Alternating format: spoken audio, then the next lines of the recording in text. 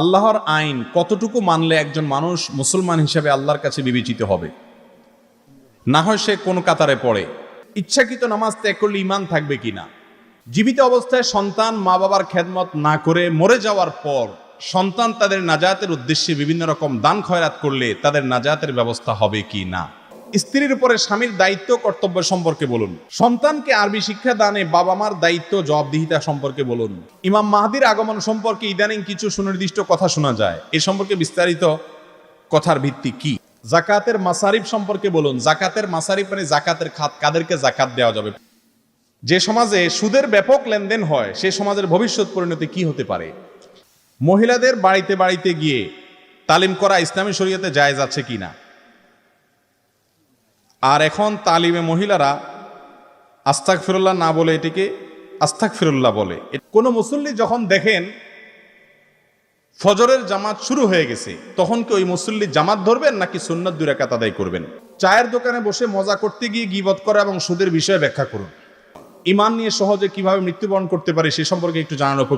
বিয়ের ক্ষেত্রে ইসলামী শরিয়ার অনুযায়ী নফসের বিরুদ্ধে জেহাদি কি কোরআনে বর্ণিত জেহাদ ফিসাবিল? ছেলেদের জন্য রং ব্যবহার করা হারাম, সেক্ষেত্রে বিভিন্ন ফেয়ারনেস ক্রিম ব্যবহার করা যাবে কিনা? বাড়ি বা ঘর তোলার সময় উত্তরমুখী করলে অমঙ্গল হয়, শরীয়তে এর বিধান কি? এরপরে প্রশ্ন, মধ্যস্থতাকারী কোনো ব্যক্তিকে অন্যের দোকানের পণ্য কেনা ক্রেতার নিকট বিক্রয় করতে সহযোগিতা করলে ওই ক্রেতাকে না জানিয়ে বিক্রেতা থেকে কিছু লভ্যাংশ গ্রহণ করলে তা জায়েজ হবে কিনা? দেখুন,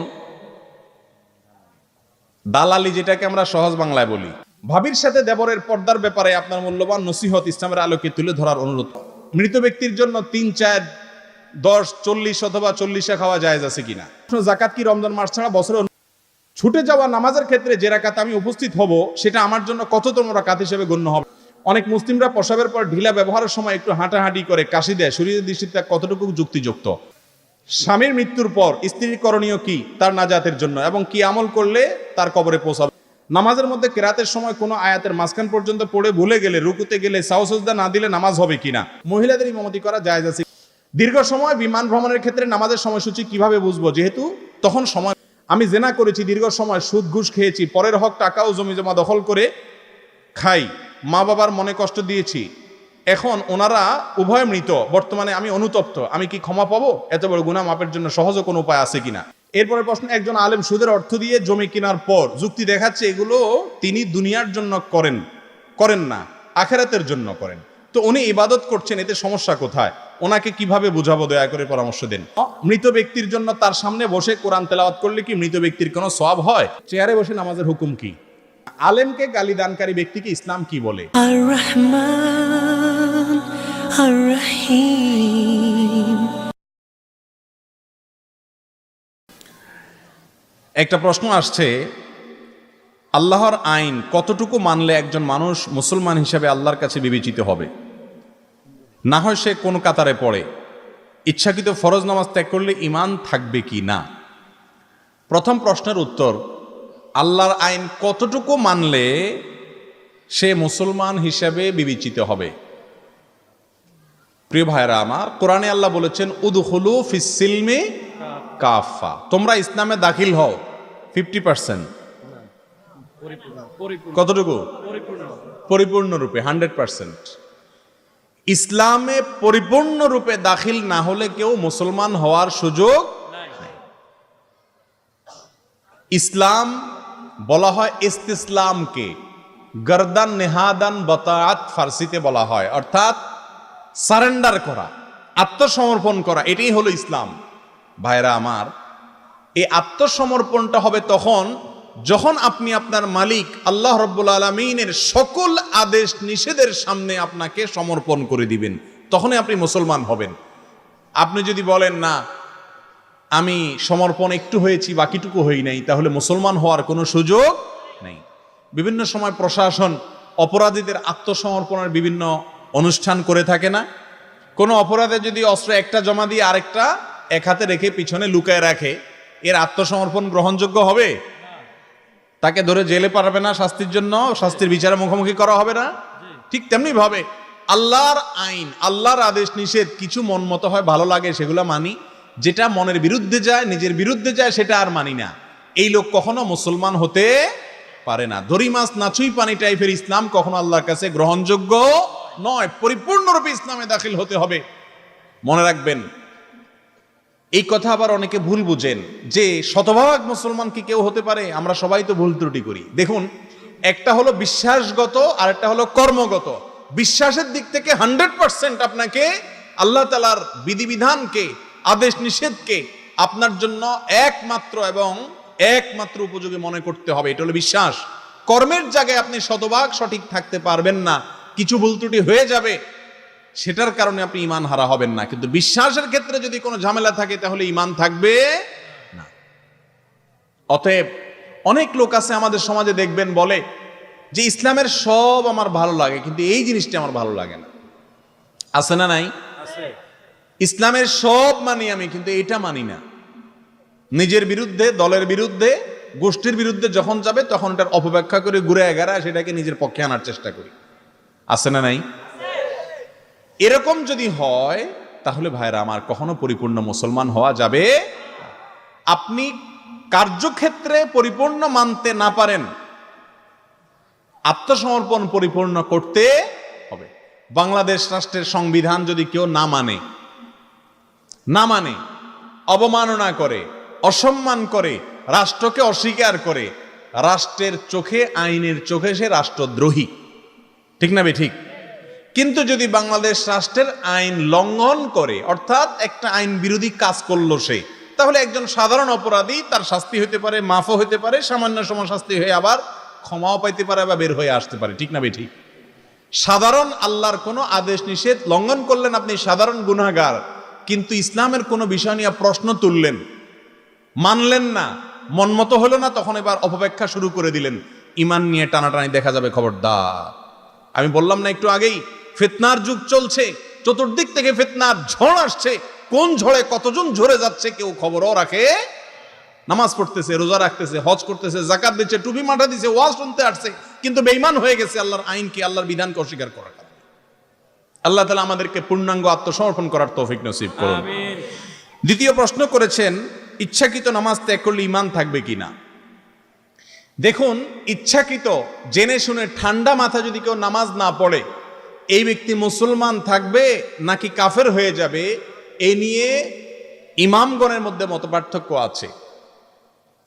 অনেক ইমামদের মতে ইচ্ছাকৃত নামাজ ত্যাগ করলে সে কাফের হয়ে যায়। কারণ রাসূল করিম সাল্লাল্লাহু আলাইহি সাল্লাম বলেছেন, বাইনার রাজুলি ওয়াশ শিরকি ওয়াল কুফরি তারকুস সালাহ। একজন মানুষের সাথে শিরিক এবং কুফরের পার্থক্য হলো নামাজ ত্যাগ। মান তারাকাস সালাতা মুতাআম্মিদান ফাকাদ কাফারা। যে ব্যক্তি ইচ্ছাকৃত নামাজ ত্যাগ করলো সে কুফরি করলো বা কাফের হলো। দুইটা অর্থ হতে পারে। তো এই সমস্ত হাদিসের ভিত্তিতে কোরআনে কারিমে আল্লাহ তাআলা বলেছেন, ফাইন তাবু ওয়া আকামুস সালাহ ওয়া আতুজ যাকাত ফাইখওয়ানুকুম ফিদ্দীন। তারা যদি নামাজ পড়ে তাহলে তোমার ধর্মের ভাই। তাহলে এই সমস্ত আয়াত হাদিস থেকে বোঝা গেল যে ইচ্ছাকৃত নামাজ পড়ে না, সালাত ত্যাগ করে, সে মুসলমান না। আমার কথা কি বুঝতে পারছেন? এটা অনেক ইমামদের মত। এসব ইমামদের মতে যদি স্বামী নামাজি হয়, স্ত্রী বেনামাজি হয়, অথবা স্ত্রী নামাজি হয়, স্বামী বেনামাজি হয়, তাহলে তাদের মধ্যে বিবাহ বন্ধন থাকবে না, তাদের বিবাহ বৈধ হবে না, তাদের সম্পর্ক ছিন্ন হয়ে যাবে। ডেঞ্জারাস কথাবার্তা। মুসলমানদের কবরে তাদেরকে দাফন করা যাবে না, তাদের জানাজা পড়া যাবে না বেনামাজির। কথা কি বুঝতে পারতেছেন? এটা হলো অনেক ইমামদের মত। ইমাম আজম আবু হানিফা রহমতুল্লাহ আলাইহির মত হলো, যদি কেউ নামাজ না পড়ে আর তার মনের ভিতরে অপরাধ বোধ থাকে, অপরাধ বোধ বুঝেন তো কি?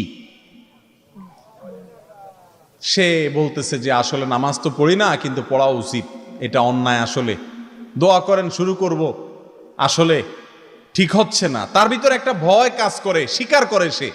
এরকম যদি হয় তো ইমাম আজম আবু হানিফা রহমতুল্লাহ বলেন সে কাফের হবে না, যেহেতু আল্লাহর প্রতি বিশ্বাসটা তার আছে, সে ফাসেক। আর আবু হানিফা রহমতুল্লাহ আলাইহির এই মতের কারণে বহু বেনামাজি বাইচে গেল আর কি। কথা কি বুঝতে পারছেন?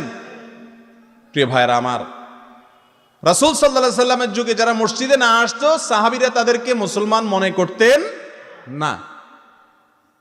মুনাফিকরা পর্যন্ত মসজিদে এসে হাজিরা দিতে হতো, কারণ মসজিদে না আসলে মুসলমান হিসাবে গণ্য হতো না। আর আমরা তো মাশাআল্লাহ যদি কয় কিরে নামাজ পড়স না কেন, বলে নামাজ না পড়লে কি হয়েছে, ইমান আছে। মেসওয়াক দাঁত ব্রাশ না করলে কি হয়েছে, আমার মুখ পরিষ্কার আছে। এই কথা যেরকম নামাজ না পড়লে কি হয়েছে, আমার ইমান আছে, এই দাবিটা অনেকটা সেরকম। মনে রাখবেন, মুসলমান নামাজ ছাড়তে পারে না। মুসলমান অর্থের অভাবে লোভে পড়ে চুরি করছে, এটা হতে পারে। মুসলমান শয়তানের পালায় পড়ে জেনা করে ফেলেছে, হতে পারে। ঠান্ডা মাথায় মুসলমান নামাজ ত্যাগ করতে পারে না। আল্লাহ রাব্বুল আলামিন আমাদের সবাইকে নামাজ কায়েমকারী মুসলমান হওয়ার তৌফিক নসিব করুন।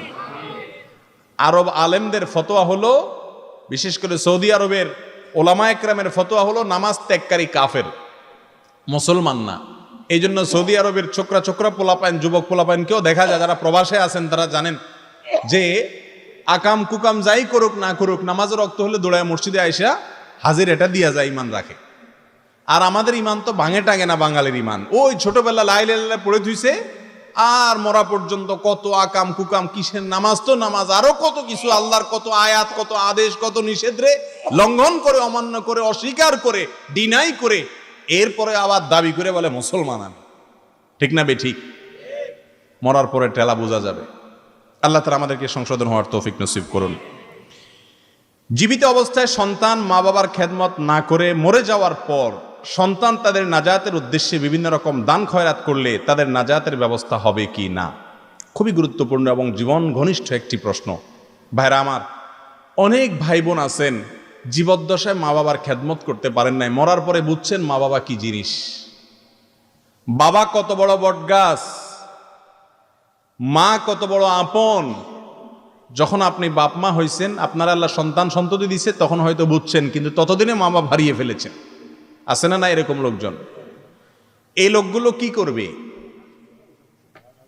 মা বাবার হক নষ্ট করেছেন, অধিকার নষ্ট করেছেন, যথাযথভাবে তাদের সেবা করতে পারেননি, তাদের আনুগত্য করতে পারেননি। তাদের করণীয় সম্পর্কে একবার প্রিয় নবী সাল্লাল্লাহু আলাইহি সাল্লামকে একজন ব্যক্তি ঠিক এই রকম একটা প্রশ্ন করেছেন, ইয়া রাসূলুল্লাহ, আমার কি করার আছে? তখন নবী সাল্লাল্লাহু আলাইহি সাল্লাম কিছু ফর্মুলা বাতলেছেন, আমি সেগুলোই আপনাদের সঙ্গে শেয়ার করব। তার মধ্যে এক নম্বর হলো, বাবার জন্য মায়ের জন্য আল্লাহর কাছে চোখের পানি ফেলে ফেলে দোয়া করবেন। সবসময় আল্লাহর কাছে কি করবেন? দোয়া করবেন। দোয়া করা এক জিনিস, দোয়া করানো আরেক জিনিস, দুই জিনিস কিন্তু। একটা দোয়া করা আর একটা দোয়া করাইতে পয়সা লাগে, করতে পয়সা লাগে না। ঠিক না বে ঠিক? দোয়া করাইতে পয়সা লাগে না, হুজুরের টাকা দেন লাগে, জিলাপি কিনন লাগে, কত রকমের খরচ খরচা আছে না? করাইতে বাজেট লাগে, কিন্তু করতে বাজেট। কোরআন এবং হাদিসে আমি কোথাও পড়ে পাই নাই যে দোয়া করানোর কোনো সিস্টেম আছে। মৃত মানুষের জন্য দোয়া করাই আমরা, তাই না? সবাই দোয়া করাই। এখানে আলেম ওলামারা আছেন, ওনারা বলবেন যদি আমি ভুল বলে থাকি। কোরআন এবং হাদিসে কোথাও আমি পাই নাই কোনো মৃত মানুষের জন্য দোয়া করাইতে হয়, তবে এটা পাইছি দোয়া করতে হয়। করাটা নিজে হয়, আর করানোটা অন্যকে পয়সা দিয়া ভাড়া রেখা করাইতে হয়। হ্যাঁ, তৃতীয় আরেকটা জিনিস আছে, দোয়া চাওয়া। এটা সুন্নাত দ্বারা সাবেত। চাওয়াটা কি? হুজুর আপনি আমার মার জন্য একটু দোয়া করিয়েন, চাচা যান আপনি আমার মার জন্য একটু দোয়া করিয়েন। এইভাবে মানুষের কাছে দোয়া চাওয়া যায়, কিন্তু টাকা দিয়া ভাড়া করে দোয়া করানো যায় না মৃত মানুষের জন্য। কিন্তু আমরা করি না? করি না? সবাই করি।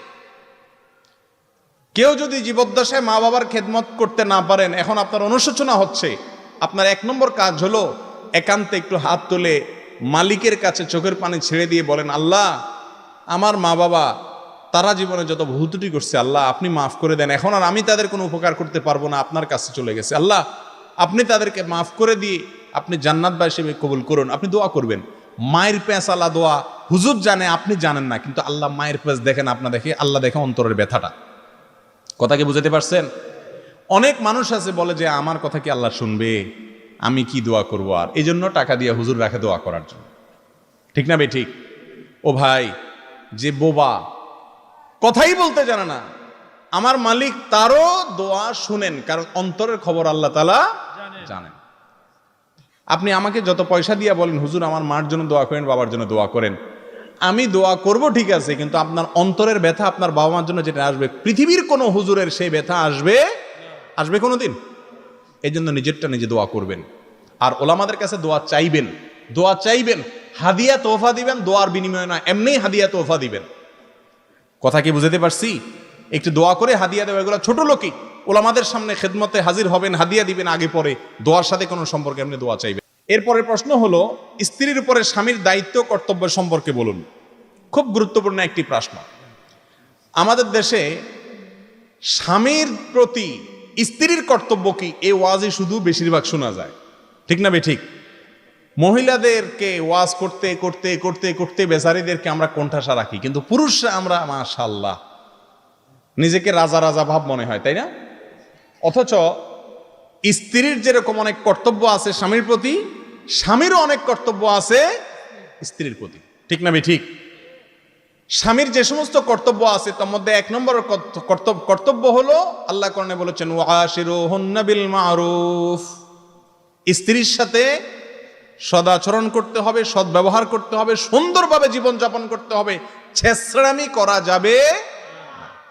বহুত পুরুষ আছে সংসার করে ঠিক আছে বউয়ের সাথে, কিন্তু ছেঁচড়ার মতো সংসার করে, আছে না নাই? ঘেউ ঘেউ ঘেউ ঘেউ ঘেউ ঘেউ ঘেউ ঘেউ সারাদিন, বাহিরে আসাল ফেরেশতার মতো, আছে না নাই? ইয়া বড় ফেরেশতা, ওনার মতো মানুষ হয় না, ওনার আখলাকে ওনার আচরণে সব ভাঙে চুরে পড়ে, কিন্তু বাসায় আসলে কুত্তার মতো আচরণ করে, আছে না নাই?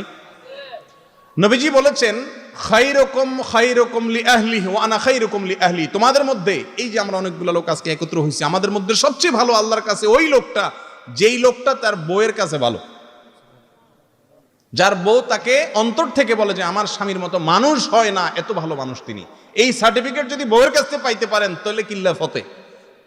আর নবীজি বলেছেন আমি তোমাদের মধ্যে পরিবারের কাছে সবচাইতে ভালো মানুষ। আমাদের অবস্থা হলো আমরা বাইরে যত ভালোই থাকি না কেন, বউয়ে আমাদের সবার গোমর সব জানে। রাগ উঠলে মুখ দিয়া কি বাইর হয়, কি করি না করি আমরা, এসব বুজুর্গি কারামত সব কে জানে? বউ জানে। এই জন্য যার বউয়ে তাকে ভালো বলবে, সার্টিফিকেট দিবে, সে ইনশাআল্লাহ আল্লাহর কাছেও ভালো। এই জন্য স্বামীর 1 নম্বর কর্তব্য হলো স্ত্রীর সাথে সদাচরণ করা, ওয়াশিরুহুন্না বিল মারুফ, সুন্দরভাবে জীবনযাপন করা। 2 নম্বর কর্তব্য হলো স্ত্রীর শারীরিক এবং জৈবিক চাহিদার পাশাপাশি তার ভরণ পোষণ যথাযথ নিয়ম অনুযায়ী ব্যবস্থা করা। এটা আলহামদুলিল্লাহ করে সবাই। তৃতীয়ত স্ত্রীর প্রতি তার করণীয় হলো তাকে দ্বীন শিক্ষা দেওয়া, আল্লাহ এবং তার রাসূলের পথে চলতে সাহায্য করা। অনেক স্বামী আছে বাধা দেয়, আরো অনেক বেহায়া স্বামী আছে আরো বরং স্ত্রী ভালো পথে চলতে গেলে বাধা দেয়, আছে না নাই? এই জন্য এগুলো খেয়াল রাখতে হবে। আল্লাহ তাআলা আমাদের সবাইকে তৌফিক নসিব করুন। সন্তানকে আরবি শিক্ষা দানে বাবা মার দায়িত্ব জবাবদিহিতা সম্পর্কে বলুন। আরবি শিক্ষা না, কোরআন হাদিস শিক্ষা, দুই জিনিস কিন্তু। তবে কোরআন শেখার প্রয়োজনে, হাদিস শিক্ষার প্রয়োজনে। অতএব আরবি শিক্ষা না বলে এটা বলুন যে ইসলামী শিক্ষায় শিক্ষিত করা বাবা মার এটা ফরজ। বাবা মার উপরে কি ফরজ? নবীজি বলেছেন কুল্লু মাউলুদিন ইউলাদু আলাল ফিতরা, প্রত্যেকটা শিশু জন্মগ্রহণ করে ফেরেশতার মতো নিষ্পাপ হয়ে ভালো মানুষ হয়ে, ইল্লা আন্না আবওয়াহু ইউহাউদানিহি আও ইউনাসরানিহি আও মাজ্জিসানিহি, মা বাবাই তাদেরকে ইহুদি বানায়, খ্রিস্টান বানায়, পথভ্রষ্ট করে। শিশু জন্মগ্রহণ করার সময় সন্ত্রাসী হয়ে জন্মগ্রহণ করে, চোর ডাকাত হয়ে জন্মগ্রহণ করে। সমস্ত শিশু জন্মগ্রহণের সময় নিষ্পাপ ভালো মানুষ হয়ে জন্মগ্রহণ করে।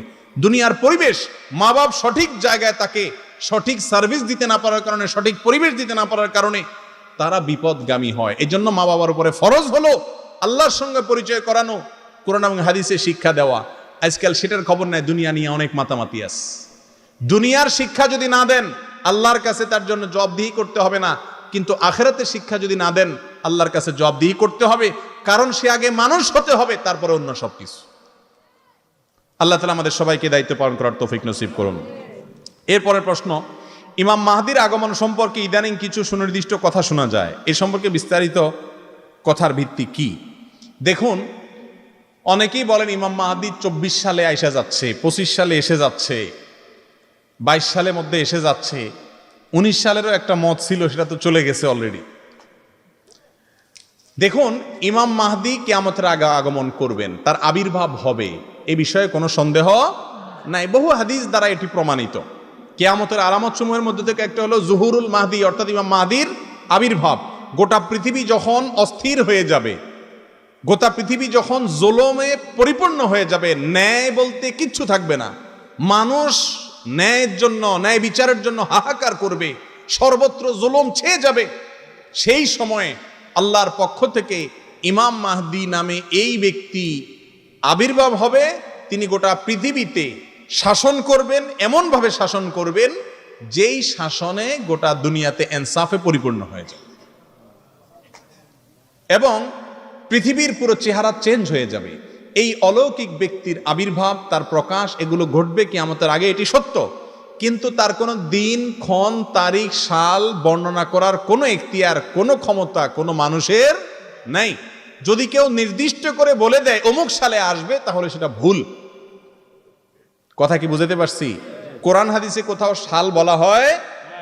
বিভিন্ন হাদিসকে অ্যানালাইসিস করে, গবেষণা করে অনেকে সাল বলেন, কিন্তু এই বলাটা সঠিক নয়। যদি সাল বলাটা সঠিক হতো তাহলে আমার নবীজি অবশ্যই বলতেন এবং পূর্বসূরি ওলামারা বলতেন, বলেন না। এখনো সংখ্যাগরিষ্ঠ আলেমরা বলেন না, বিচ্ছিন্নভাবে কেউ কেউ বলেন। এটা তাদের ব্যক্তিগত মত হিসাবে আমরা রাখবো, এটা সঠিক কোনো বিষয় নয়। কখন আসবে তার এলেম একমাত্র আল্লাহর কাছে আছে।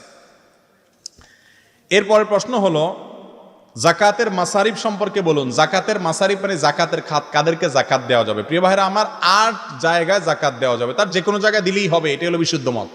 8টা জাকাতের খাত আছে, তার মধ্যে থেকে মৌলিক খাত হলো গরিব, অভাবী মানুষ এবং যার কিচ্ছু নাই, নিঃস্ব। একটা হলো কিছু আছে যা দিয়ে তার মাস চলে না, সংসার চলে না, এই ব্যক্তিকে জাকাত দিতে পারবেন। আরেকটা হলো কিছুই নেই, তাকে জাকাত দিতে পারবেন।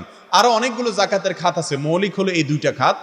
এই খাতগুলো যদি নিজের নিকটাত্মীয় হয় তাদেরকে দিলে বরং ডাবল সওয়াব হবে। হাদিসে আসছে আস-সাদাকাতু আলাল মিসকিনি সাদাকাহ ওয়াস-সাদাকাতু আলা যাবিল আকরিবাই সিলাতুন ওয়া সাদাকাতুন। নিকটাত্মীয় যদি গরিব হয় তাদেরকে যদি জাকাত দেন তাহলে সওয়াব হবে ডবল, আত্মীয়তার সম্পর্ক রক্ষার সওয়াব, জাকাত দেওয়ার সওয়াব। আর সাধারণ গরিবকে দিলে 1 গুণ সওয়াব পাবেন। কথা কি বুঝাতে পারছি? অতএব জাকাত গরিব আত্মীয়দেরকে দেওয়া যায়, আমরা অনেকে ভুল বুঝি। তবে হ্যাঁ, মা বাপকে জাকাত দেওয়া যায় না, পূর্বপুরুষ যারা উদস্তন, দাদা দাদি, নানা নানি, তাদেরকে জাকাত দেওয়া যায় না, ছেলে মেয়ে তাদের বংশধরকে জাকাত দেওয়া যায় না। ভাই বোন যদি বড় হয়, প্রাপ্তবয়স্ক হয়, তাদেরকে জাকাত দেওয়া যায়। আমরা জানি না, ভাগিনা ভাগিনী, ভাতিজা ভাতিজি, তাদের সবাইকে জাকাত দেওয়া যায়, এমনকি চাচাকে ফুফুকেও জাকাত দেওয়া যায়। জি, যে সমাজে সুদের ব্যাপক লেনদেন হয় সে সমাজের ভবিষ্যৎ পরিণতি কি হতে পারে? সুদের বিরুদ্ধে যেখানে আল্লাহ তাআলা কোরআনে যুদ্ধের ঘোষণা করে দিয়েছেন, অতএব যে সমাজে সুদের ব্যাপকতা হবে সেই সমাজের ধ্বংস অনিবার্য, কেউ ঠেকাতে পারবে না। প্রিয় ভাইরা আমার, সামান্য একটু সুদের কারবার, আল্লাহ তাআলা সেখানে বলেছেন যে ফাআযানু বিহারবিম মিনাল্লাহি ওয়া রাসূলিহি, সুদের কারবার ছাড়তে না চাইলে আল্লাহ আল্লাহ রাসূলের বিরুদ্ধে যুদ্ধের জন্য প্রস্তুতি নাও। এত বড় ডেঞ্জারাস সতর্কবার্তা আল্লাহ তাআলা কেন করেছেন? কারণ মানুষ যদি হারাম খায় তার ইসলামের সব শেষ হয়ে যায়। আপনারা দেখবেন কোরআনের সর্বশেষ নাযিলকৃত পূর্ণাঙ্গ আয়াত আল ইয়াউমা আকমালতু লাকুম দীনাকুম ওয়া আতমামতু আলাইকুম নি'মাতি ওয়া রাদিতু লাকুমুল ইসলামা দীনা, এরপরেও আল্লাহ তাআলা আবার হারাম খাওয়ার কথা বলছেন। কারণ কি?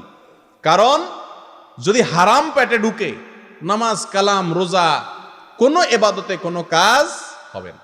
আমরা তো আজকাল বেশিরভাগ মানুষ 2 নম্বরতে, দুনিয়াতে সবকিছু এখন 2 নম্বর মুসলমানিত্ব, 2 নম্বরই মুসলমান। কিরকম 2 নম্বরই মুসলমান? আমরা মনে করি আগে পয়সা করি কামায়নি, অবৈধভাবে আকাম কুকাম করে 2 নম্বরই করে কামায়া শেষ বয়সে এসে আমরা ভালো সাজা যাব। ঠিক না? ঠিক।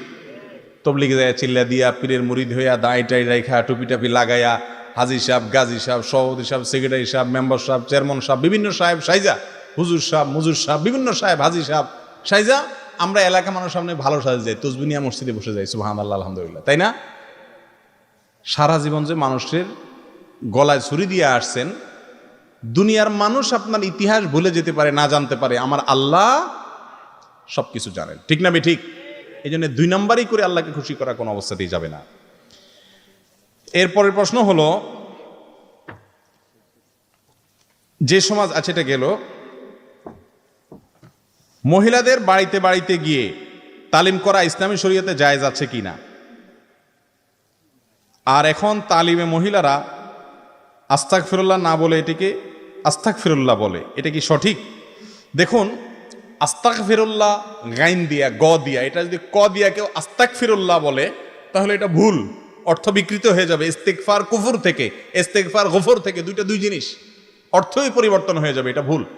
তবে মহিলারা বাড়িতে বাড়িতে গিয়ে তালিম করলে ইসলামী শরিয়ার যদি নীতিমালাকে অনুসরণ করে করে তাহলে সঠিক। কারণ সৎ কাজের আদেশ, অসৎ কাজের বাধা প্রদান পুরুষদের যেমন করতে হবে মহিলাদেরও করতে হবে। কোরআন এবং হাদিসের একটা মূলনীতি হলো, যেখানে আল্লাহ তাআলা পুরুষদের ডিউটি ঠিক করে দেন নাই, গণহারে সবার জন্য বলছেন, হে ইমানদাররা এভাবে বলছেন, সেটা নারী পুরুষ সকলের জন্য কি হয়? প্রযোজ্য হয়। যার কারণে সৎ কাজের আদেশ, অসৎ কাজের বাধা প্রদান এটা শুধু পুরুষরা করবে না, পুরুষদের পাশাপাশি কারাও করতে হবে। কিন্তু মহিলাদের জন্য কিছু এক্সট্রা কঠিন শর্ত আছে। 1 নম্বর শর্ত হলো পর্দার যে বিধিবিধান আছে সেগুলো সব মেনে মেনে করতে হবে। 2 নম্বর হলো সংসারের কাজকর্ম করে অভিভাবক স্বামী হোক বাপ হোক তার অনুমতি নিয়ে তারপরে করতে হবে, না দিলে আপনার জন্য করা ফরজ না, আপনি করবেন না, নির্দেশ লঙ্ঘন করা আপনার জন্য জায়েজ নাই। 3 নম্বর হলো সফরের দূরত্বে যে করতে পারবেন না মাহরাম ছাড়া। অনেক মহিলারা আছে এক জেলা থেকে আরেক জায়গায় গিয়া তো দাওয়াতের কাজ করে, এটা হলো 2 নম্বর দাওয়াতের কাজ, এটা ইসলাম শিক্ষা দেয় নাই। হিজবুত তাওহীদ নামে একটা গ্রুপ আছে, দেখবেন মহিলাদেরকে সামনে বসাইয়া তারা প্রোগ্রাম করে, এটা ইসলাম শিক্ষা দেয় নাই। আমার নবীজি বলেছেন, ওয়া খায়রু সুফুফিন নিসাই আখিরুহা, মহিলাদের সব যখন শেষে হয় ওইটা উত্তম হয়, আর এরা মহিলাদের সব সামনে রাখে। আমার রাসূল যা বলছেন হুবহু তার উল্টা, এটা কখনো ইসলাম হতে পারে না। অতএব এই মার্কা তালিম হইলে সেটা কি হবে না? জায়েজ হবে না। আর সর্বশেষ কথা হলো, মহিলাদের মধ্যে বিশেষ করে গ্রামাঞ্চলে রোগ হলো জানে 1 ইঞ্চি কথা বলে 2 ইঞ্চি, ঠিক না? ঠিক বানায়া বুনায়া হাদিসুন নেসা। আপনারা বুখারীর হাদিস শুনছেন, মুসলিমের হাদিস শুনছেন, আরেক প্রকার আছে হাদিসুন নেসা, মানে কি? মহিলাদের হাদিস, মানে মহিলাদের মুখে প্রচলিত। আল্লাহ মাফ করুক, সব মহিলা এরকম না, যারা শিক্ষিত বুঝেন আল্লাহর ভয় আছে তারা না জেনে কোনো কথা বলেন না। পুরুষদের মধ্যে এরকম রোগ আছে যে না জেনে কথা বলে। খবরদার, বাল্লিগ মা উনজিলা ইলাইক, হে রাসূল আপনার প্রতি যা নাজিল হয়েছে শুধু সেটার তাবলীগ করেন, সেটার প্রচার করেন, মন গড়া কোনো কিছুর প্রচার করা যাবে না। মান কাযাবা আলাইয়া মুতাআম্মিদান ফালিয়াতাবাওয়া মাকআদাহু মিনান নার, নবীজি বলেছেন আমার নামে কেউ মিথ্যা কথা প্রচার করলে তার ঠিকানা জাহান্নাম হবে। এজন্য মহিলারা দাওয়াতি কাজ করবেন, না জানে আন্দাজে করবেন না। এরপরের প্রশ্ন, কোন মুসল্লি যখন দেখেন ফজরের জামাত শুরু হয়ে গেছে, তখন কি ওই মুসল্লি জামাত ধরবেন নাকি সুন্নাত 2 রাকাত আদায় করবেন? খুবই গুরুত্বপূর্ণ একটি প্রশ্ন। দেখুন ভাইরা আমার, ফজরের নামাজের যখন জামাত শুরু হয় তখন সুন্নত পড়ব না জামাতে শামিল হব, এ নিয়ে ইমামদের মধ্যে 2টা মত আছে। ইমামদের মত হলে ভালো করে কান খাড়া করে শুনবেন, এ আমার মতো আপনার মতো যদু মধুর মত না। বড় বড় ইমামগণ কোরআন হাদিস অ্যানালাইসিস করে 2টা বুঝ প্রসিদ্ধ পাওয়া যায়। তার মধ্যে একটা হলো হানাফি মাযহাব অনুযায়ী, সেটা হলো কোনো নামাজে এটা করা যাবে না। সাধারণত একামত শুরু হলে আর কোনো নামাজের নিয়ত করা যাবে না, ডাইরেক্ট ওইটাতে নিয়ত করতে হবে। শুধু ফজরের নামাজের 2 রাকাত সুন্নতের গুরুত্ব এত বেশি যে এই বেশি গুরুত্ব হওয়ার কারণে ফজরটা এক্সেপশন, ভিন্ন। এখানে ইমাম জামাত শুরু করলেও আপনি তাড়াহুড়া করে 2 রাকাত সুন্নত পড়ে যদি ইমামরে 2য় রাকাতে ধরতে পারবেন বলে মনে হয় তাহলে সুন্নতের নিয়ত করবেন। আর যদি মনে হয় যে না আমি 2 রাকাত পড়তে ইমামের নামাজ প্রায় শেষের দিকে হয়ে যাবে, তাহলে আপনি সুন্নতের নিয়ত করবেন না, জামাতে শামিল হয়ে যাবেন এবং সুন্নতটা পরে পড়বেন। এটা কার মত বললাম? ইমাম আবু হানিফার মত। আর অন্য অনেক ইমামের মত হলো না, ফজরেও করা যাবে না, একামত শুরু হয়ে গেছে আর কোনো নামাজের নিয়ত না, ডাইরেক্ট আগে জামাতে যোগদান। কারণ হাদিসে আসছে, নবীজি বলেছেন ইদা উকিমাতিস সালাহ ফালা সালাতা ইল্লাল মাকতুবা, যখন নামাজের একামত দেওয়া হয় তখন ফরজ নামাজ ছাড়া আর কোনো নামাজের নিয়ত করা যাবে না। হাদিসের কথা। কোন কোন হাদিসে ইল্লাল ফজর একটা শব্দের কথা অতিরিক্ত রয়েছে, সেই হাদিসের সনদ নিয়ে অনেক আলোচনা আছে, আমি দীর্ঘশের দলিলের আলোচনা যাব না, শুধু এটুকু বলি 2টা মত আছে ইমামদের মধ্যে। সাহাবীদের মধ্যে অনেক সাহাবী আছে প্রথম মত লালন করতেন, অর্থাৎ জামাত শুরু হয়ে গেল তাড়াতাড়ি সুন্নত শেষ করে যোগ দেওয়া যাবে। তবে আমাদের দেশে যেটা দেখা যায়, মসজিদে জামাত হচ্ছে একই জায়গায় আপনার দাঁড়ায় সুন্নত পড়তেছেন 10 জন 10 জায়গায় দাঁড়ায়, এটা সঠিক না। যতটুকু মনে পড়ে আব্দুল্লাহ ইবনে মাসউদ রাদিয়াল্লাহু তাআলার একটা মত আছে এরকম জাওয়াজের, কিন্তু সেটা হলো ভিন্ন জায়গায়, মসজিদের বারান্দায়, দোতলায়, অন্য কোনো জায়গায় যেখানে জামাত চলছে সেখানে আবার বিচ্ছিন্নভাবে 10 জন 10 জায়গায় দাঁড়ায় নামাজ পড়তেছেন, এটা সুন্দরও না, চলাফেরা করতে অসুবিধা হয়, এটা জামাতের যে মূল স্পিরিট ধারণা সেটারও বিরোধী। এজন্য বিষয়ে আমরা সাবধান থাকবো ইনশাআল্লাহ। এরপরে প্রশ্ন হলো, চায়ের দোকানে বসে মজা করতে গিয়ে গীবত করা এবং সুদের বিষয়ে ব্যাখ্যা করুন। দেখেন, চায়ের দোকানে বসে বসে মজার মজার কথা জীবনে বেশিরভাগ মানুষই গ্রামাঞ্চলে করে। এ সম্পর্কে ডক্টর খন্দকার আব্দুল্লাহ জাহাঙ্গীর রহমানুল্লাহর একটা মজার কথা আপনাদেরকে শোনাই। স্যার বলেছেন, চায়ের দোকানে বসে বসে আপনারা কত মজার মজার কথা বলছেন, কত টকশো বসাইছেন। যতগুলা চায়ের দোকান ততগুলা টকশো, ঠিক না ঠিক?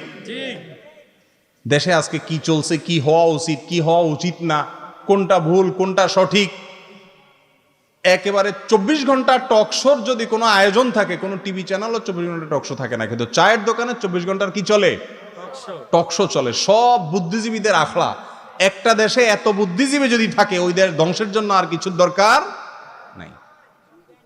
কাজের লোক নাই, বুদ্ধি দেওয়ার লোক শুধু সব, ঠিক না ঠিক? সাদে কোনো বৈশা ঘন্টাকে ঘন্টা বৈশা বুদ্ধিজীবী কি করবে? টকশোগিরি করবে, মাগার কাজ করতে। বিশেষ করে এই নোয়াখালী, লক্ষ্মীপুর, ফেনী এই অঞ্চলে বিদেশ থেকে ছেলে টাকা পাঠায়, আর চাচা মিয়া আর ছোট ভাই বোন যেগুলো আছে এগুলো টং টং করে ঘুরে বেড়ায়, আর চা দোকানে বসে টকশোগিরি করে, ঠিক না ঠিক? এগুলা দেশের বোঝা। এসব বুদ্ধিগিরি করে দেশের চুল পরিমাণ কোনো লাভ হবে? আরে দেশের লাভ তো পরের কথা, যে টকশোগিরি করতেছে তার লাভ হবে? লাভ হলো মাঝে মধ্যে ঘুষাঘুষি, ঠিক না ঠিক? এই জন্য ডক্টর খন্দকার আব্দুল্লাহ জাহাঙ্গীর রহমানুল্লাহ বলছেন, ভাইরে, জীবনে বহু টকশোগিরি করছেন চা দোকানে বসে, এর চাইতে বইয়ের সাথে যদি একটু মজা মশকরাও করেন, আল্লাহর কাছে তার জন্য সওয়াব পাবেন ইনশাআল্লাহ। কারণ স্ত্রীর হক আদায় করছেন, স্ত্রীকে সময় দিয়েছেন, ভালোবাসা দিয়েছেন, এটা কেন সওয়াব পাবেন। কিন্তু ওই চা দোকানে বসে টকশোগিরি করলে সওয়াব তো দূরের কথা, উল্টা গুরুজ পাওয়ার সম্ভাবনা বেশি গীবত শাকায়াত করার কারণে। আল্লাহ তাআলা আমাদেরকে বুঝার তৌফিক দান করুন। এরপর প্রশ্ন, ঈমান নিয়ে সহজে কিভাবে মৃত্যুবরণ করতে পারি সে সম্পর্কে একটু জানার উপকৃত হব। অনেক বড় টপিক ভাই, আমরা আজকে এই বিষয়ে বলেছি শুরুতে, ঈমান নিয়ে কিভাবে দুনিয়া থেকে যাব।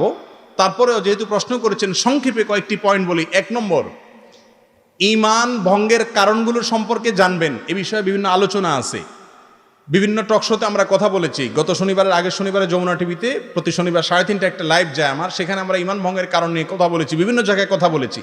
এগুলো ইউটিউবে আছে, ফেসবুকে আছে, শুনে নেবেন। ঈমান ভাঙে কি কারণে জানবেন, জেনে ঈমানকে মনিটর করবেন, পর্যবেক্ষণ করবেন, আছে কি নাই খোঁজ খবর নেবেন। 2 নম্বর হলো, ঈমানকে নবায়ন করবেন। নবীজি বলেছেন, মুসাদরাকে হাকে বর্ণিত হয়েছে, জাদ্দিদু ঈমানাকুম, তোমরা ঈমানকে নবায়ন করো, মাঝে মধ্যে ঈমানকে আনো। ক্বালু কাইফা নুজাদ্দিদু ঈমানা ইয়া রাসূলুল্লাহ, বলা হলো ইয়া আল্লাহর রাসূল, আমরা কিভাবে ঈমান নবায়ন করব? বললেন, আকসিরু মিন কাউলি লা ইলাহা ইল্লাল্লাহ, বেশি বেশি লা ইলাহা ইল্লাল্লাহ বলবা, এতে ঈমান কি হবে? নবায়ন হবে, রিনিউ হবে। ঈমানকে বেশি বেশি রিনিউ করবেন। 3 নম্বর হলো, ভাইরা আমার, কোরআনকে আঁকড়ে ধরবেন, কোরআন বুঝে পড়বেন। বিশেষ করে যুবক ভাইদেরকে আমি অনুরোধ করছি, করজোড় করে কোরআন মুখস্থ না বুঝে তেলাওয়াত করবেন না, বুঝার চেষ্টা করবেন। অবশ্যই ওলামাদের তত্ত্বাবধানে ভালো কোনো তাফসীর গ্রন্থ নিয়ে ওলামাদের সাহচর্য থেকে কোরআন বুঝবেন। কোরআন শুধু মন্ত্রের মতো পাঠ করার জন্য আসে নাই, এটা হেদায়েতের জন্য আসে, বুঝতে হবে। কোরআন বুঝলে ইনশাআল্লাহ, আল্লাহর আয়াত বুঝলে হেদায়েতের উপর টিকে থাকতে পারবেন। আল্লাহ তাআলা সবাইকে তৌফিক নসিব করুন। আর একটা দোয়া শিখিয়ে দিচ্ছি, রব্বানা লা তুযিগ কুলুবানা বা'দা ইয হাদাইতানা ওয়া হাব লানা মিন লাদুনকা রাহমা ইন্নাকা আনতাল ওয়াহ্হাব। এই দোয়াটা ঈমানের উপর অটল থাকার দোয়া, ঈমান নিয়ে যাওয়ার দোয়া। হে আমার রব, আমার অন্তরকে আপনি বাঁকা করে দিয়েন না, একবার হেদায়েত দিয়েছেন, এরপর আর গোমরাহ করিয়েন না, আমি যেন সঠিক পথে থাকতে পারি, এইভাবে দোয়া করবেন। আর ঈমানের মৃত্যুর জন্য আল্লাহর কাছে সবসময় দোয়া চাইবেন, মেসওয়াক বেশি বেশি করবেন। আল্লাহ তাআলা তৌফিক নসিব করুন। এরপরের আমল ও প্রশ্ন তো অনেক রয়ে গেছে, সময় আমার শেষ। আচ্ছা, এবার শর্টে দিয়ে দিই, বিস্তারিত না বলে। বিয়ের ক্ষেত্রে ইসলামী শরিয়ার অনুযায়ী বয়স নির্ধারিত কিনা? ইসলামী শরিয়া অনুযায়ী বিয়ের কোনো বয়স নির্ধারিত না। ইসলামী শরিয়া অনুযায়ী বিয়ের কোনো বয়স নির্ধারিত, যদি অপ্রাপ্তবয়স্ক হয় অভিভাবকরা বিয়ে দিতে পারেন, কিন্তু সেটা প্রাপ্তবয়স্ক হওয়ার পরে বা যারা বিবাহ করছে তারা চাইলে বিয়ে রাখতেও পারে, অথবা তাদের মন অনুযায়ী ভাঙতেও পারে। নফসের বিরুদ্ধে জেহাদি কি কোরআনে বর্ণিত জেহাদ ফি সাবিলিল্লাহ? জি না। কোরআনে সাধারণত যে জিহাদের কথা বলা হয়েছে, হাদিসে যে জিহাদের কথা বলা হয়েছে, সাধারণ অর্থে জিহাদ বললে সেটার দ্বারা নফসের জিহাদ বোঝানো হয় না, ওইটার দ্বারা বোঝানো হয় হলো জান মাল বাজি রেখে আল্লাহর দুশমনদের বিরুদ্ধে লড়াই করা, এটা সেই জিহাদ বোঝানো হয়। তবে হ্যাঁ, অনেক সময় জিহাদ বলতে নফসের জিহাদকেও বোঝানো হয়। ছেলেদের জন্য রং ব্যবহার করা হারাম, সেক্ষেত্রে বিভিন্ন ফেয়ারনেস ক্রিম ব্যবহার করা যাবে কিনা? আপনি ফতোয়া তো নিজেই দিয়ে দিলেন রং ব্যবহার করা হারাম। কে বলছে আপনাকে রং ব্যবহার করা হারাম? এই যে হুজুর দাড়িতে মেহেদি লাগাইছেন, হারাম কাজ করছেন না। দাড়ি যদি সাদা হয়ে যায়, চুল যদি ছাড়া হয়ে যায়, নবী সাল্লাল্লাহু আলাইহি ওয়াসাল্লাম বলেছেন সেটাকে তোমরা কালার দিয়ে পরিবর্তন করো, ওয়াজান্নিবুস সাওয়াদ, তবে কালো কালার যেন না হয়। অতএব মেহেদি ইত্যাদি দিয়ে রং করাতে দোষ নাই। আর ফেয়ারনেস ক্রিম এটা ব্যবহার করা যাবে কিনা জিজ্ঞাসা করছেন। ফেয়ারনেস ক্রিম যেগুলো আপনার সাদা মানুষ, কালো মানুষ সাদা হওয়ার জন্য বা রং উজ্জ্বল করার জন্য করা হয়, বাস্তবতা হলে এগুলো এই কাম করে না, এগুলো সব ভুয়া। অতএব মাসালা তো পরের কথা, আগে রং চেঞ্জ হলে তারপরে না মাসালা জিজ্ঞেস করবেন আপনি। এগুলো তো রং চেঞ্জ হয়, কোনো কালা মানুষ সাদা হইতে দেখছেন?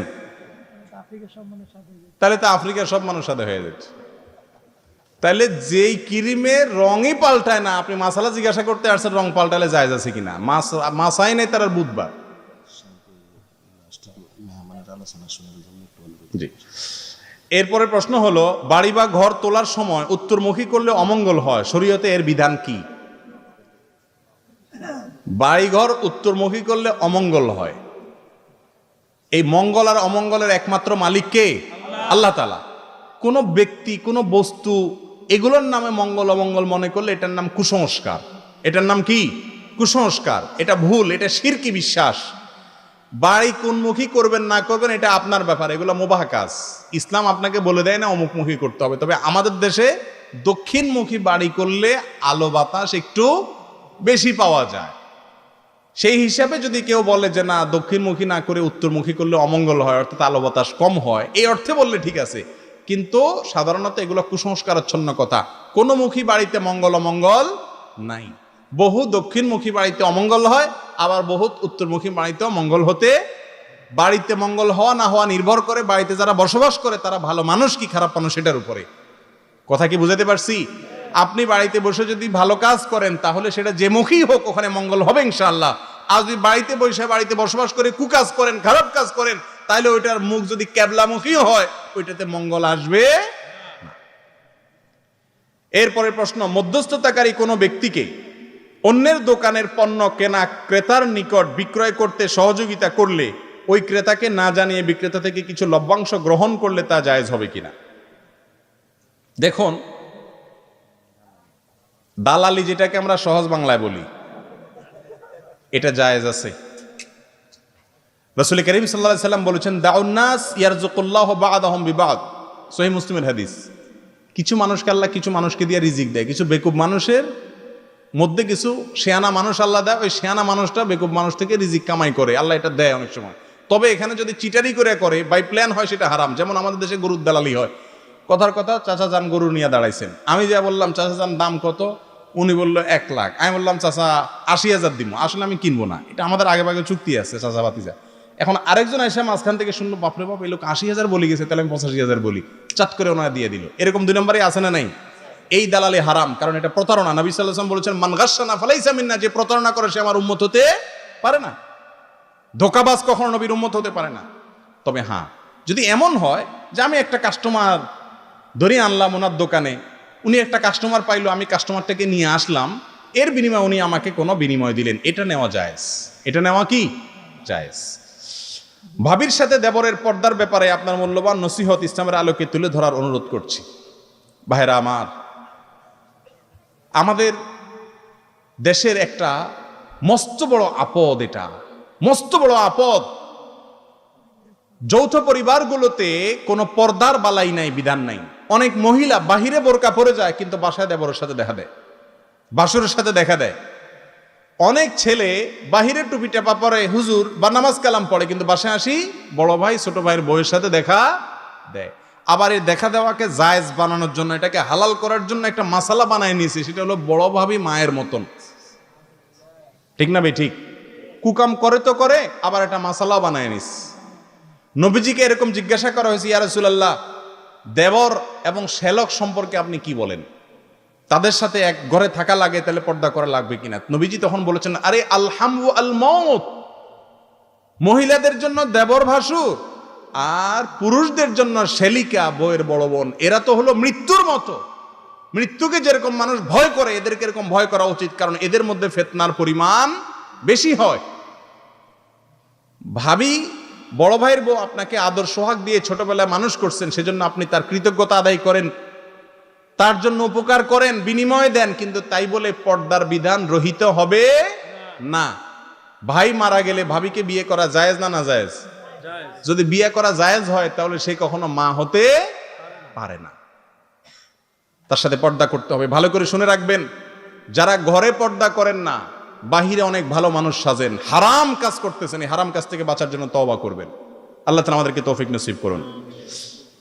এরপরের প্রশ্ন হলো, মৃত ব্যক্তির জন্য 3, 4, 10, 40 অথবা 40 খাওয়া জায়েজ আছে কিনা? ভাই, এ বিষয়ে আমরা বারবার বলেছি, আবারও বলছি, যেহেতু প্রশ্ন আসছে। বাংলাদেশের সবচাইতে প্রতিষ্ঠিত বিদআত, বাংলাদেশের সবচাইতে পাওয়ারফুল বিদআত, বাংলাদেশে ইসলামের নামে যত অনাচার আছে তার মধ্যে সবচেয়ে বড় অনাচার হলো এটা, কেউ মারা গেলে 3 দিনা, 10 দিনা, 40 দিনা বিভিন্ন নাম দিয়া এলাকাবাসী তাদের কাছ থেকে খাওয়ার একটা ব্যবস্থা করা। এটা হলো এক প্রকারের চাঁদাবাজি। কেউ মারা গেলে ছেলে মেয়েরা খাওয়াইতে বাধ্য হয়। আজকের কথা, এক যুবক এসে বলতেছে, আমার মা কালকে মারা গেছেন, এখন এলাকাবাসী তো চাপ দিচ্ছে খাওয়ানোর জন্য। আমি বললাম যে লোহার মতো শক্ত হয়ে যান, এলাকাবাসীকে বলো যে তোমরা কত বড় বেহায়া না আমি কত বড় বেহায়া দেখা যাবে, খাওয়া দেব না। ভাই, শ্রাদ্ধ নাম শুনছেন আপনারা? শ্রাদ্ধ, গুগলে যায় শ্রাদ্ধ লেখা সার্চ দেন, দেখবেন যে রেজাল্ট আসে উইকিপিডিয়ার তথ্য, হিন্দুদের বিভিন্ন ধর্মগ্রন্থের তথ্য। আমি পড়ে এসে তারপরে বলছি আপনাদেরকে, এই যে মানুষ মারা যাওয়ার পরে খাওয়ানোর যে সিস্টেম আমাদের দেশে আছে না, এটা 100% হিন্দুদের শ্রাদ্ধ থেকে আসছে।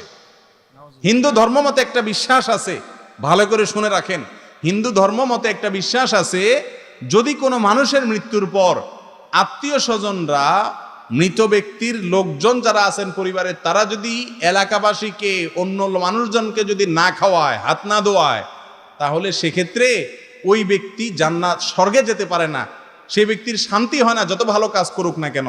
এই জন্য কিছু মানুষকে খাওয়ায়, এটা হিন্দু ধর্মের বিশ্বাস, এবং হুবহু সেটা মুসলমানদের মধ্যে ঢুকে গেছে। কোরআন হাদিসের কোনো জায়গায় বলা হয় নাই কেউ মারা যাওয়ার পরে তার পক্ষ থেকে দিনক্ষণ ঠিক করে বা দিনক্ষণ ঠিক ছাড়া খাবারের আয়োজন করতে হবে, এরকম কোন আইডিয়া কোরআন হাদিসে কোথাও নাই। খুলে দেখেন, কোরআন হাদিস সব তো অনুবাদ হয়ে গেছে আলহামদুলিল্লাহ। বরং উল্টাটা বলা আছে, কেউ মারা গেলে তার পরিবারের লোকদেরকে এলাকাবাসী খাওয়াবে। কেন খাওয়াবে? কারণ তাদের মন খারাপ। নবীজি সাল্লাল্লাহু আলাইহি সাল্লাম বলেছেন, ইসনাউলি আলে তালিব তুআমান, আরে তাদের জন্য খাবার বানাও, কারণ তাদের আত্মীয় স্বজন মারা যাওয়ার কারণে মন খারাপ, তাদের রান্না করার মানসিকতা না, তাদেরকে খাওয়াও। আমাদের দেশে তাদেরকে খাওয়ায় ঠিকই, 2-4 দিন খাওয়াইয়া এরপরে একসাথে সুদে আসলে সব উড়ে এনে, ঠিক না ভাই? ঠিক, একবেলা করে সবাই খাওয়া, এরপরে গরু জবাই করে পুরো এলাকাবাসী খাওয়ান লাগে, সুদে আসলে উড়েলো না। আরে ভাই, খাওয়ার অনুষ্ঠান হয় আনন্দের সময়। কখন? বিয়ের সময় খাওয়া আছে, বাচ্চা হলে আকিকা আছে না নাই, খুশি হলে মিষ্টি খাওয়া। খাবারের যত অনুষ্ঠান এগুলো সব আনন্দের সময় হয়। আপনার বাপ মা মরে গেছে, আপনি অনেক খুশি ফুর্তি দিয়ে সব মানুষ খাওয়াইতেছেন, জিনিসটা কত বড় অড।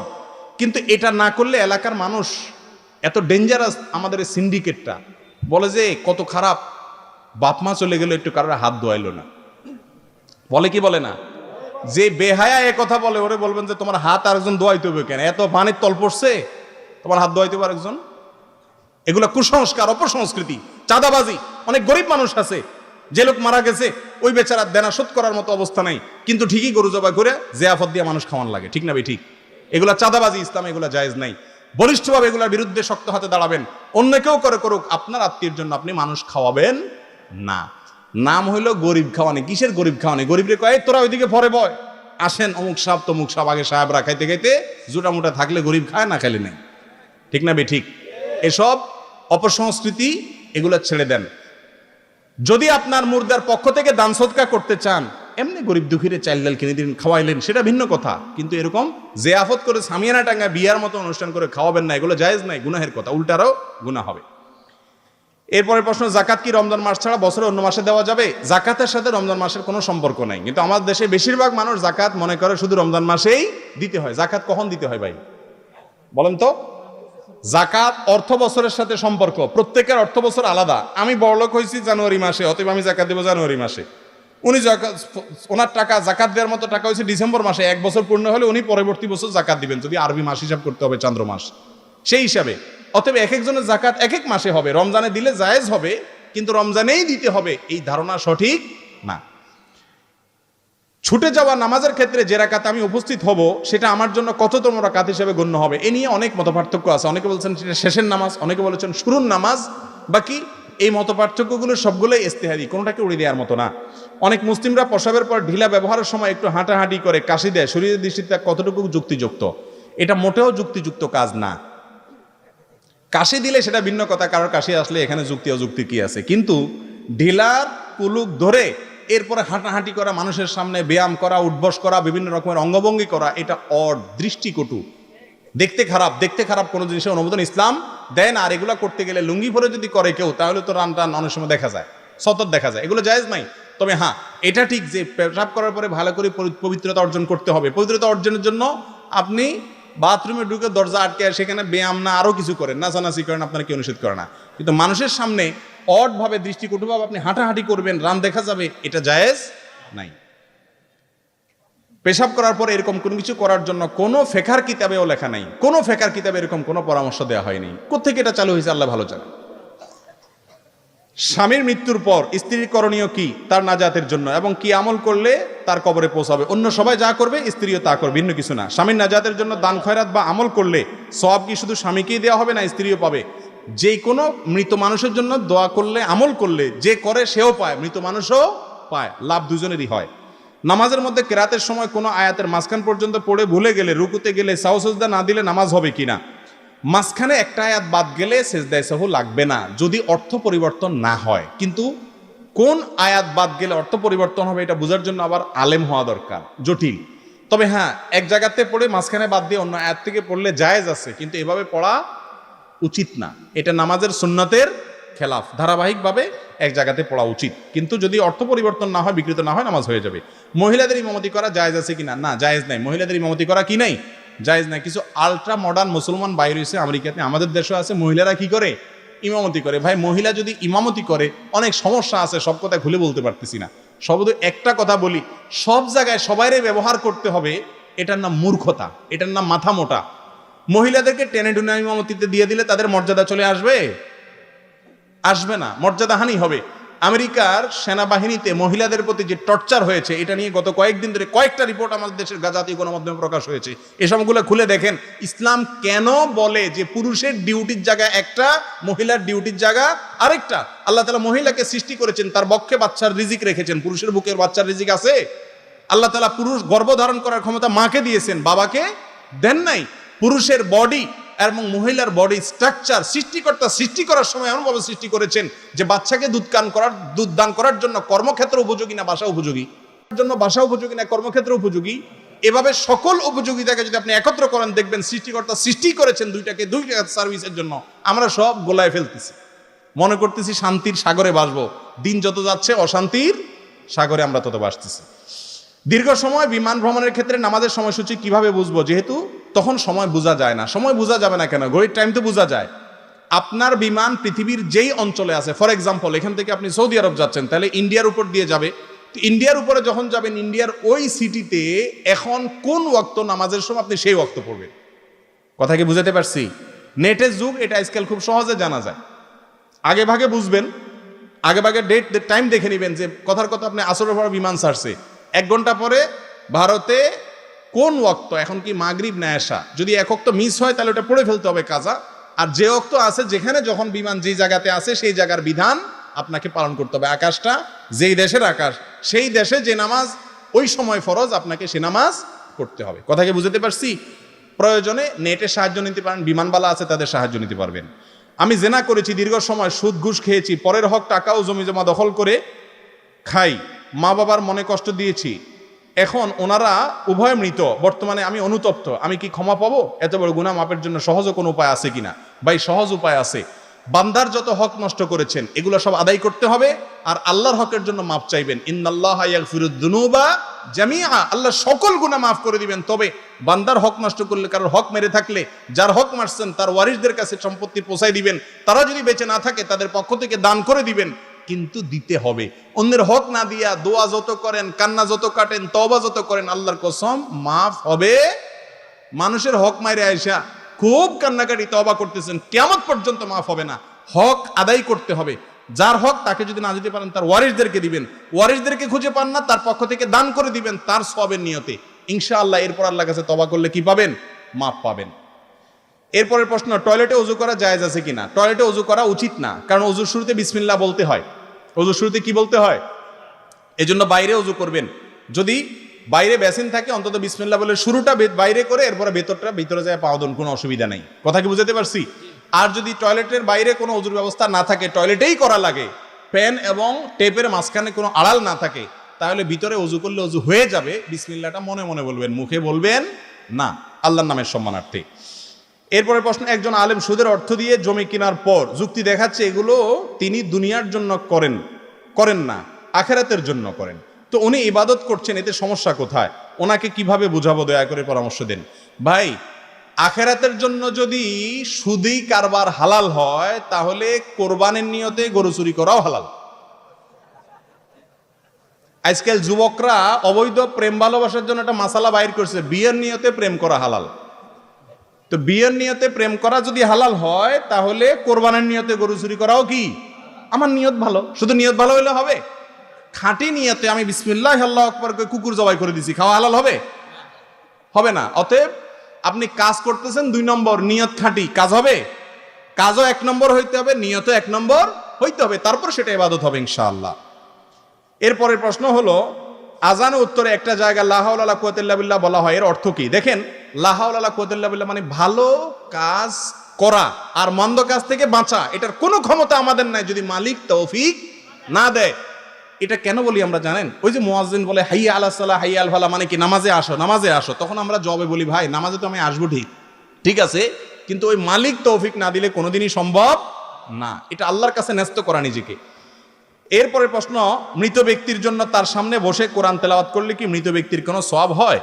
মৃত ব্যক্তির সওয়াব হয় বলে কোনো হাদিস থেকে জানা নাই, তবে যারা কোরআন পড়ে তাদের কিছু ফায়দা হয়।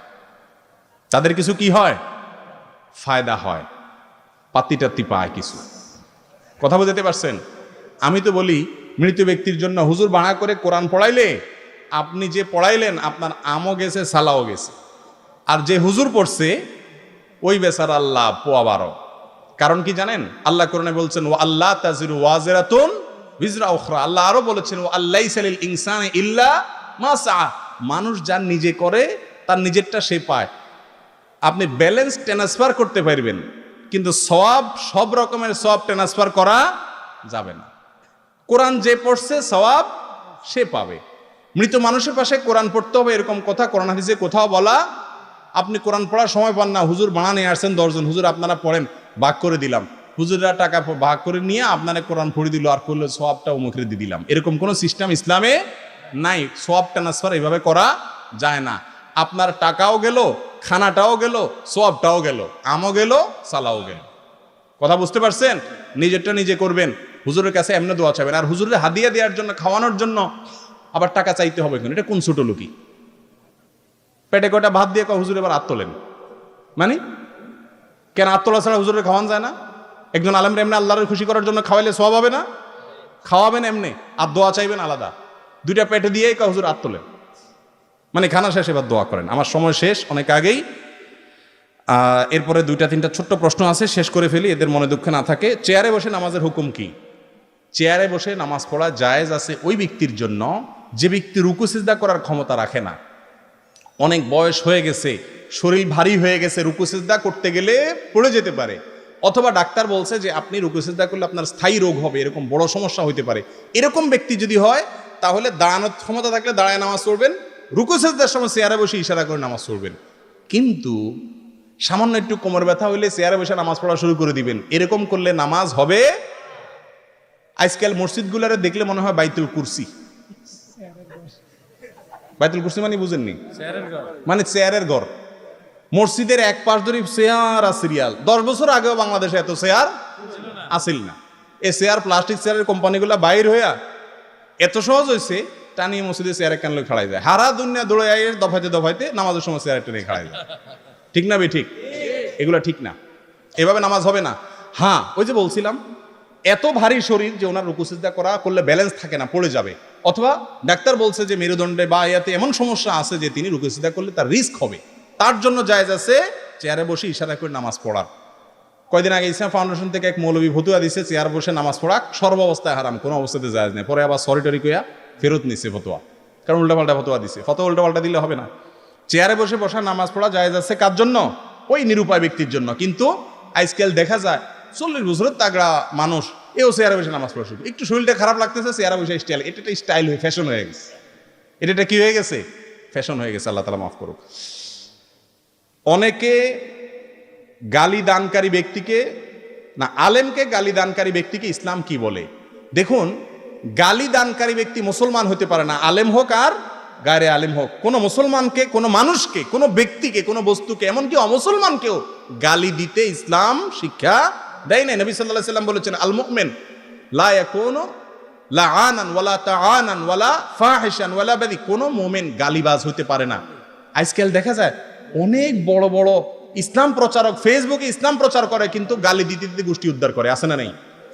এক গ্রুপের হুজুরের ভক্ত অন্য হুজুরের গালি দিলে অনেক সওয়াব হয়, তাই না? কি বলেন? এগুলো আমাদের মধ্যে আছে না নাই? আল্লাহ তাআলা আমাদেরকে বোঝার তৌফিক দান করুন। যে হুজুরের মহব্বত আপনাকে গালি শিখাইছে, বুঝতে হবে এই মহব্বত আল্লাহর জন্য হয় না, এটা হুজুরের জন্য হয়েছে, এই জন্য গালি আসতেছে। আল্লাহর জন্য হইলে গালি আসবে না। খবরদার, মুখ খারাপ করবেন না, এটা কোনো অবস্থায় জায়েজ না, হারাম। আর আলেমকে যদি গালি দেয়, আলেম হওয়ার কারণে গালি দিলে সে কাফের হয়ে যাবে।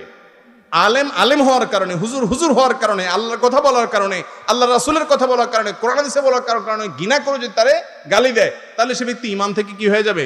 খারিজ হয়ে যাবে, ডেঞ্জারাস কথা। আর যদি এমনি মানুষের প্রতি বিদ্বেষের কারণে গালি দেয়, তাহলে গুনাহ হবে, কাফের হবে না। তবে আলেমদেরকে গালি দেওয়া ডেঞ্জারাস। সাধারণ মুসলমানদের দিন শেখার মতো কয়েকটি বইয়ের তালিকা চাই। ভাইরা, আমরা দিন শেখার জন্য বাংলা ভাষায় যত বই রচিত হয়েছে, এর মধ্যে সবচেয়ে সুন্দর এবং সবচেয়ে প্রয়োজনীয় হলো ডক্টর খন্দকার আব্দুল্লাহ জাহাঙ্গীর রহমানের সমস্ত বইগুলো। বাংলা ভাষায় দিনই বই এত ভালো, এত অথেন্টিক, এত দলিল সমৃদ্ধ আর পাওয়া যায় না। এর মধ্যে কয়েকটা বইয়ের নাম বলতে পারি: ইসলামী আকিদা, রাহে বেলায়েত, এহিয়া ও সুনান, হাদিসের নামে জালিয়াতি, পোশাক, পর্দা ও দেহসজ্জা, এ জাতীয় বইগুলো আপনাদের সংগ্রহে আপনারা রাখতে পারেন। মৌলানা আব্দুল মালিক সাহেব হাফিজাহুল্লাহ, ওনার লেখা কিছু বই আছে খুবই গুরুত্বপূর্ণ, যেমন প্রচলিত জাল হাদিস নামে একটা বই আছে, এবং আর অনেকগুলো বই আছে, এগুলো আপনারা সংগ্রহ করতে পারেন। এগুলো অথেন্টিক আলেমদের লেখা বই। আমাদের দেশে ধর্মীয় বই লিখতে কোনো কাহিনী লাগে না। মিনা বুক হাউস, সিনা বুক হাউস, সবাই বই বাইর করে, বেজালে ভরা। এই জন্য এই নামগুলো বললাম, অনেক বেশি গুরুত্বপূর্ণ। আর অনেক বই আছে আলহামদুলিল্লাহ যেগুলো উপযোগী। জাযাকুমুল্লাহ খায়ের। সর্বশেষ প্রশ্ন হলো, আল্লাহ বলেছেন দারিদ্রতা দূর করে দিবেন বিবাহ করলে, আর রাসূল সাল্লাল্লাহু আলাইহি ওয়াসাল্লামের হাদিস হলো যে সামর্থ্য থাকবে সে বিয়ে করবে। তাহলে মানে সংঘর্ষ মনে হলো। হাদিসে বলা হয়েছে সামর্থ্য থাকলে বিয়ে করো, আর আল্লাহ বলেছেন আনকিহুল আয়ামা, তোমাদের অধীনস্থদের বিয়ে করাও, ইগনিহিমুল্লাহু মিন ফাদলি, আল্লাহ তাআলা দারিদ্র দূর করে দিবেন। তো আল্লাহ বলছেন বিয়ে করলে অভাব দূর করবেন, আর নবীজি বলছে সামর্থ্য না থাকলে বিয়ে করিও না। তাহলে দুইটা মনে হচ্ছে সংঘর্ষ। সমাধান হলো, নবীজি বুঝাতে চাইছেন বিয়ে করতে হলে কমপক্ষে স্ত্রীর মহরানা দেওয়ার মতো সামর্থ্য থাকতে হবে। বহু যুবক আছে বাসর রাতে বোর কাছে মাপ চায়, আছে না নাই? বাসর রাতে মাপ চাওয়া যুবকের জন্য বিয়ে করার শিক্ষা ইসলাম দেয় নাই। এই বেহায়াগিরি করার থেকে টাকা জমাই করো, তারপরে বিয়ে করিও, এখন রোজা রাখো। কথা বুঝতে পারছি? আর কোরআনে যে আল্লাহ তাআলা অভাব দূর করবেন বলছেন, ওটার দ্বারা উদ্দেশ্য হলো তার সার্বিক আরো প্রাচুর্য দেওয়া, কিন্তু মিনিমাম যে সামর্থ্য, মোহর দেওয়ার টাকা, ডাইল ভাত খাওয়ার ব্যবস্থা থাকতে হবে। এরপরে আল্লাহ তাআলা আরো বরকত দিবেন, স্ত্রীর রিজিকের ব্যবস্থা। অনেকে বিয়ে করে না, বউ আয়না কি খাওয়াইবো এই চিন্তা না, ওই বইয়ের রিজিকের চিন্তা আপনার নাই, তার রিজিকের চিন্তা আল্লাহ। ওইটার কথা আল্লাহ বলছেন যে বিয়ে করলে আল্লাহ তাআলা তার রিজিকও আপনার মাধ্যমে ব্যবস্থা করবেন। কথা কি বুঝাতে পারছি? কিন্তু আপনার মিনিমাম যে সামর্থ্য, সেটা আপনাকে অ্যাপ্লাই করতে হবে। আল্লাহ তাআলা আমাদের সবাইকে বুঝার তৌফিক নসিব করুন।